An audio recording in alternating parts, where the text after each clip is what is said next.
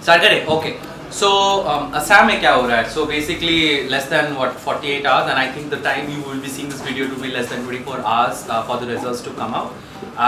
The exit polls are predicting a BJP win. I have with me my colleague Sadiq. Both of us traveled across the state, Upper and Lower Assam.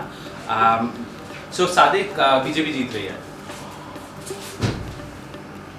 I think it's going to be a fractured mandate. I still insist. I still insist. So let's shoot this press video. I think BJP is going to clearly win. You are saying fractured mandate, but fractured mandate में who is going to be the key player?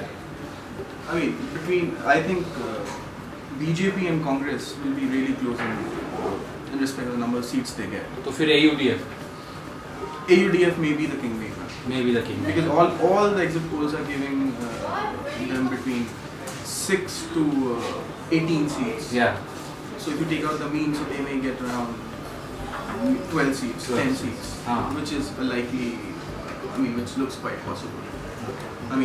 Their numbers are obviously going down, which I saw when I traveled through Lower Assam. But even then, 10 seats could be a problem.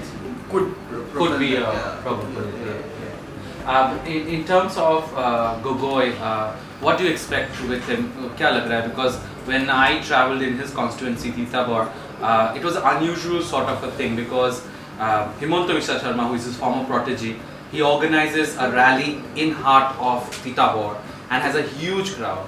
And his Gogoi's son Gaurav is campaigning around in the constituency with chotu places. Not that kind of hype. Do you think this is the end for the Gogoi clan? Gogoi clan, maybe Tarun Gogoi. He's already served 3 terms, but not so much for Gaurav Gogoi because he's still a budding politician. But for Tarun, perhaps this is that's it. Of course, the age is a factor. Age is a factor, of course, but in places where I traveled, except for urban centers like Guwahati, basically I traveled through areas of Lower Assam where you have a lot of Muslims and Bengali-speaking Muslims who are otherwise looked at as outsiders. So I didn't find any anger towards the Congress government as such. Yeah. So it's more of a kind of an anti-incumbency that's playing the rounds rather than per se a hatred towards or an anger towards the Chief Minister. More than anti-incumbency, I would say in Lower Assam, for example, it's the fear of the vote getting divided between Congress and AUDF? Between Congress and Ajmal, and in places where you have independent candidates. Okay. So interestingly, there might be a lot of independents who might get voted. Might get voted. Yeah. Then of course, in a situation of fractured mandate, then you might really see a lot of horse trading. Exactly. So let's see how it works out on 19th. Finger crossed for all the politicians from Assam. But interesting players to look out for would be primarily 4, I guess.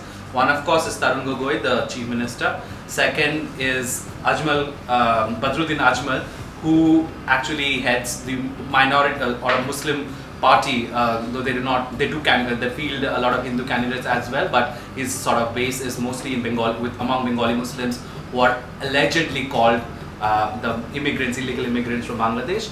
The third player is Sonowal. He's called, Assamese actually pronounce it as Honuwal, S is silent. So Mr. Sonowal is currently in the cabinet of Mr. Modi and the CM candidate for the elections from BJP. And the fourth and the most interesting person to look out actually is Himanta Biswa Sharma, who left the Congress to join BJP. And a lot of people are kind of saying that if BJP gets a fractured mandate, the man who can actually manage to finally form a government is not Mr. Sonowal, but Himanta Biswa Sharma. But we don't know. Let's see what happens on 19. And do keep reading and watching videos and listening to podcasts on catchnews.com.